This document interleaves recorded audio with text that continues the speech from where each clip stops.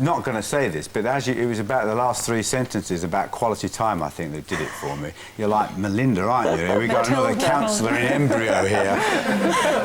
But that sounds like a rationalisation. That sounds as if you... I mean, if sitting there, I'd say what you just said. Because I am trying to make... Because we want to make the best of the situation for yourself, for the kids. But it sounds to me as if you were trying to convince yourself. But at the time, you're not rational. No, because I know in our case, it's true. Okay. Yes. I really feel that my children now, after the divorce, are much happier because they've had to live through a long period of separation where they lived through all of the arguments and whatever that we had. And now my girls, like my eldest, had terrible headaches when my ex-husband was still at home. She loves her father dearly, because he was always really good with them, a hands-on father, you know, did everything with the children.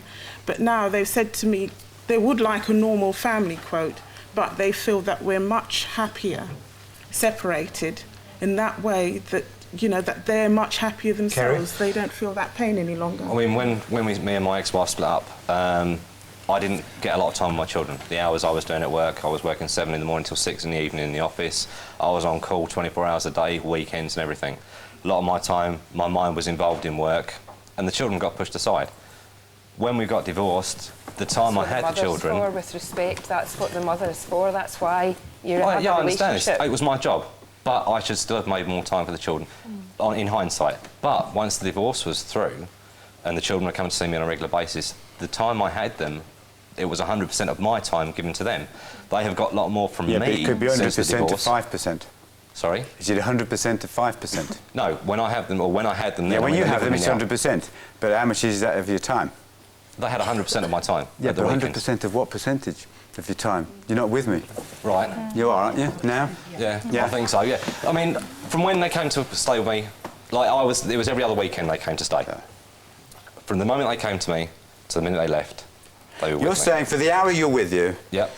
You've got 100% of your time? Yes. So they got an hour? Yes. 100% of an hour? 100% of an which hour. sounds a lot. But perhaps before they were with you for 4 hours every day? No, and they might have had 20% of that? I was up in the morning and gone before they were up. OK. When I came home from work, they were just going off to bed. Yeah. We're talking about explaining to the kids, not about quality time with them or whatever it is. We're talking about how do you tell the kids, what age, under what circumstances, what do you tell them?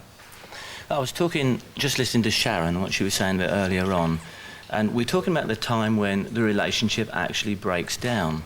But there must have been a time when you loved your husband. And was that the moment, if you look back now, was there a time when you actually could have talked things through and planned for the future a bit more effectively? Just when the pain has come, it's almost too late. No, I can honestly say I tried and battled to save my marriage. I was 17 when I got married, and that's another show. But you must have loved him then. You must. I did love. Yeah, I did. I thought I loved my husband when I married him. Thought. How can you love someone at 7? I thought I loved my husband. I was 17, and I got married. I wasn't expecting Jamie. There was no reason for the marriage except the fact that I thought I loved my husband. We lasted 10 years. I wouldn't say that's a failure, and I got 3 lovely children. No. But we did try on 4 or 5 occasions. My husband has left the home and come back. I understand that, but I'm just thinking that earlier on in the relationship, when you feel that things aren't quite right here, there's the time to talk. Look at the pain in those kids' faces on that screen. There's nothing more important in this world than bringing up our children in the best...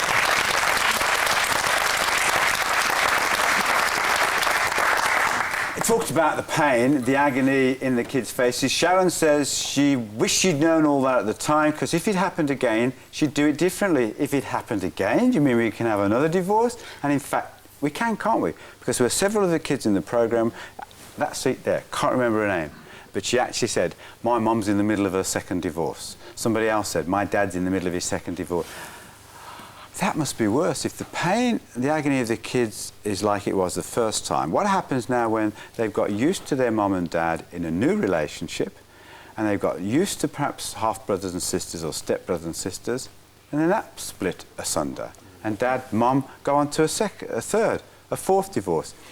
We'd like to do a programme on it. Ring us 0990 100 771, multiple divorce. If you've been involved in multiple divorces, if you're a child who's now, as a child who's now an adult, who was involved in that, and you had your mum or your dad get divorced 2, 3, 4, 5, how many times?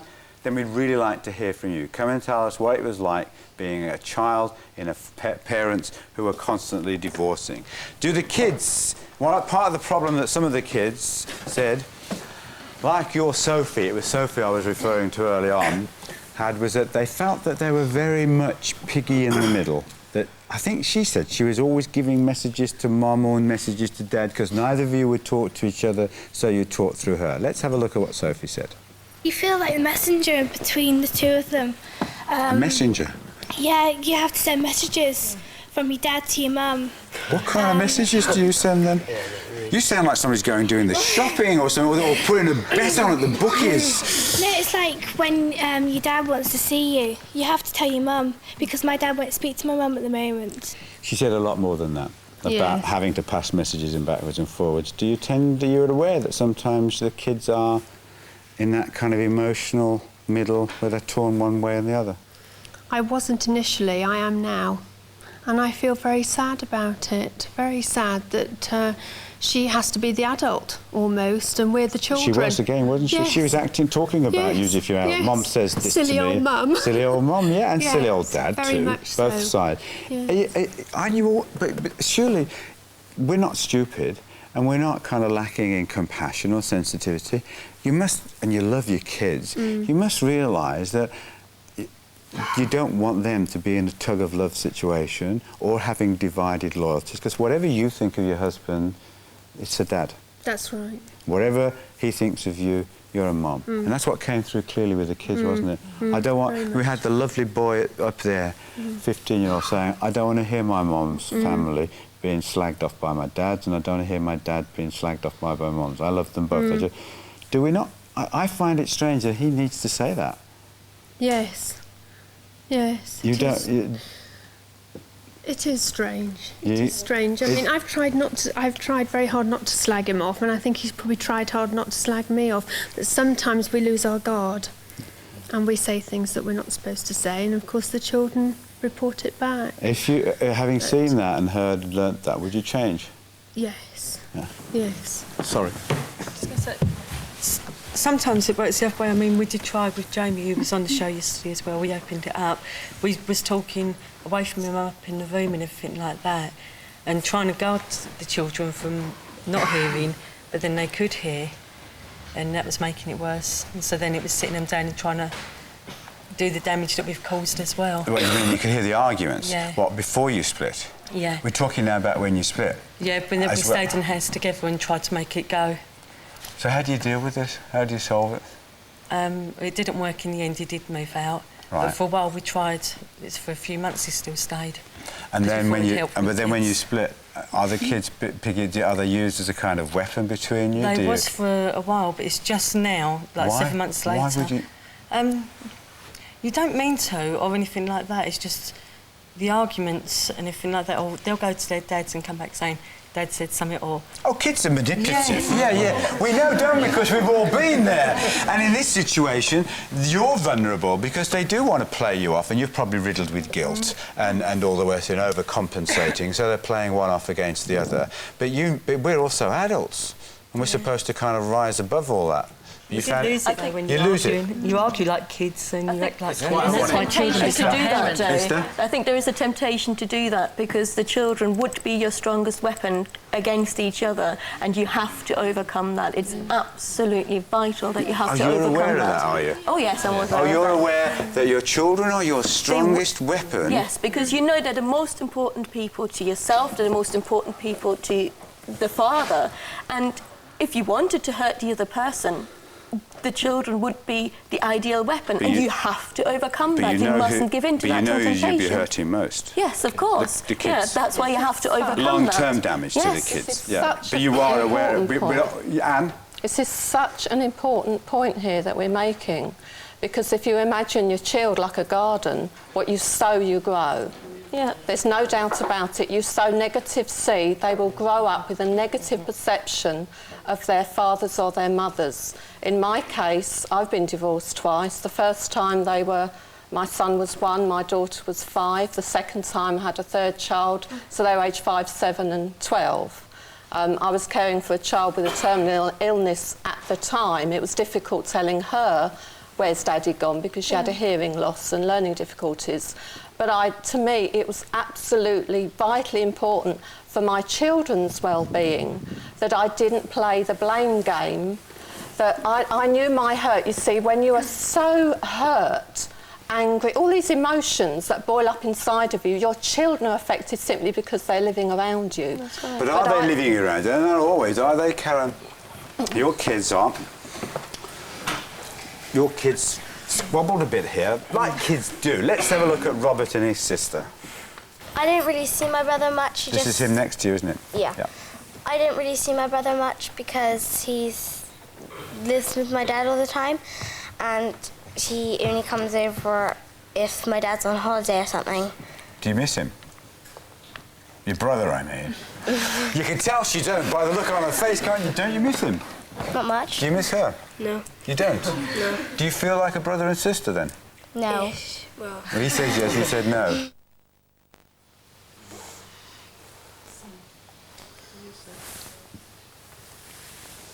What were you thinking? Oh, it's just... I've not been able to connect with Robert since he's been living with his father since August last year. But it's nasty. I mean, Laura won't see her dad.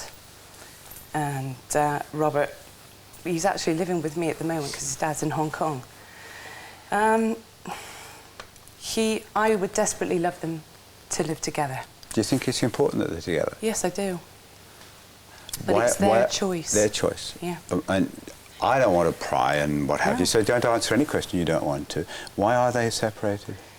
Robert's decided that he feels that he's happier with his dad because he gets undivided attention from his father, whereas if he lives with Laura and me, they're just fighting for attention all the time. How does it make you feel? Tear my hair out, you know what I mean? To be fair, I mean, when I listened to them and when I saw it again a moment ago, whilst you were all on your way here, I was looking at the tape again and we were choosing the bits. I was kind of concerned about whether we should use that clip of Robert and Laura, because that seemed to me just like any brother and sister. Fighting, squabbling, you know, like boys are embarrassed about their sisters. Oh, I don't love my sister and all that kind of thing. And I thought it might have been just that. They hate each other. Because they've been separated? They've always argued from when they were babies. They've always argued, they've always fought. Laura, I've sat down with Laura for hours and hours, you know, trying to sort of see if I can find some of the problems that she's going through. Should we separate them, Andrew? Should you be separated, kids? Is it Not at all. I think wherever possible, if it's feasible, you need to keep the children together. Because at the end of the day... You're Helen's brother, aren't you? Yeah, brother and sister. And you were separated? We were. I went to live with my dad. Did you have a choice? Yes, I did. I did. I chose to go with my father, just as Helen chose to go with my mother. You had a choice to go and live with your mother. But like you say, it gets messy. It Things are does. said, it gets horrible. The parents, haven't they? That's it. They've already had their father and mother split up, and now the only... It's like a double whammy. It's a double, yeah. Just... I mean, two children together, or three, or whatever, they can sit and talk about the problems that their parents have got. Now they've got nobody to confide in at all. But the funny thing is, that's true, kids... Because I was one of the lucky guys who had the children, and I brought my children up. It's your daughter, Nick? Yes, it's my daughter now, and my son, who is now 10 at this moment. But now my daughter's got her own flat with a boyfriend. But I have a son who's 10 years of age. Now, when I discipline him, he's got no one to talk to or bounce off. He's on his own. He has to take that on his own. It's quite a very sad situation. I'm frightened to death to exactly, you hold back a wee bit. He's living with me at the moment. Yeah. And I'm frightened to death to discipline him because he's going to go back to his dad when his dad comes back off his holiday. And it's just going to be that much harder for me once he's back in his environment, but then again, for him to come back down to me and live with me again. So I find it very hard to reprimand him if he does something wrong. But you're like separate people, aren't you? You've got your husband, there's you, your daughter and your son. I mean, that's not family at all. But my she knows that, but she's trying to deal with it positively. I'm trying to deal with it. I am trying to deal with it as best I can. What did you do? I did. It all reverts back to why did you split up in the first time? Me. People split only because they got fed up. When your boyfriend, girlfriend, before you marry, You have more arguments. Well, what does she do now with us? That's what she's got the problem. She I wants to want know my what... son You've got to sit down, you've got to talk and talk and talk. You've got to show that you love them all the time. It's her son. Yes, You've got to absolutely. talk, Absolutely. You can't What just you've be got to be frightened careful of of, it. what you've got to be It's so adults. careful of, is trying to Andrew, buy go their on. love. It's I you've don't got to be want so to, I careful. won't do that. It's a horrible situation to be in, and having been on the reverse side of it, if you will. But my daughter is in exactly the same situation with her father, to the point where she will not speak to him. Yeah, but unless you let them. My mum did exactly the same. I have tried so very hard to get her they to... feel so responsible. My mum would sit there, would have sat where you're saying at the time she was doing it and saying they were both trying so hard to make it work. If you ask both of my parents... No, I didn't try to make it work with my husband. My brother went one... No, for us, they would say, I'm trying to make it work for her. My brother went one way and I went another.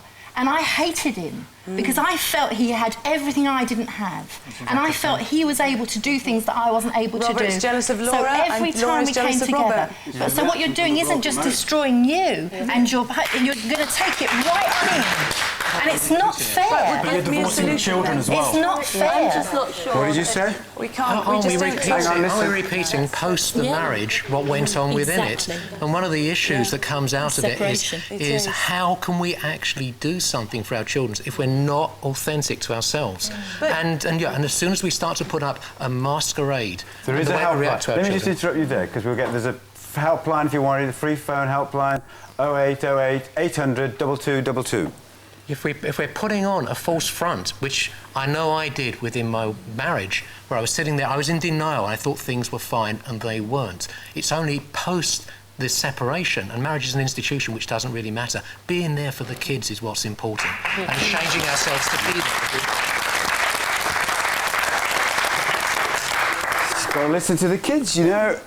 Marriages, relationships break up for all kinds of reasons. It's a fact of life. Can't help it, don't want it to happen, but it happens. When it happens, you do have to listen to the kids. And what do the kids say here yesterday? They're very clear. They feel they're to blame, they're responsible. You've got to tell them they're not. It's nothing to do with them, it's not their fault. They say, tell us the truth. Tell us what's happening so we can understand. And you've got to do that. You've got to sit them down and tell them the truth. They say, don't use us as a punch bag.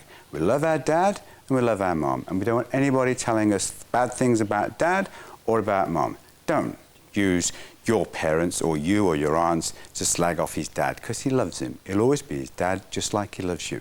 That's what they say. They say they want to be with their brothers and sisters because they get sustenance and support. And they say they also want to keep contact as much as possible with you, the two of you, together, even if you're with other families. If you can do all that, and you can with goodwill and the proper approach, then you can minimise the damage to the kids. You owe it to them, as well as to yourself. Take care of yourselves.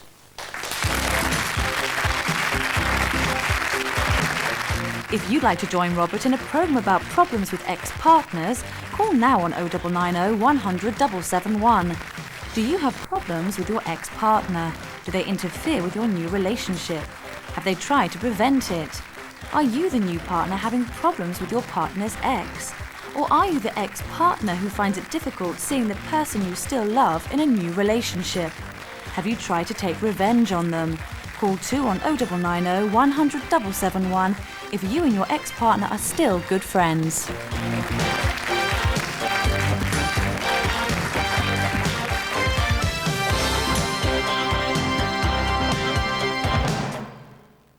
Some people spend a lifetime searching for the perfect holiday, from far afield Look at that. to close at home. Whoever loses cleans out the chemmy, look. Experiencing the ups. Just beyond those rocks over there is Praia de Rocha, which is absolutely packed. If you take a 10-minute little walk just in this direction, you'll be pleasantly surprised. As well as the downs. It just wasn't quite as I'd hoped it would be. Summer Holiday brings it all to your armchair. Tuesday at 7 on BBC One. Now on BBC One, the BBC News with Anna Ford.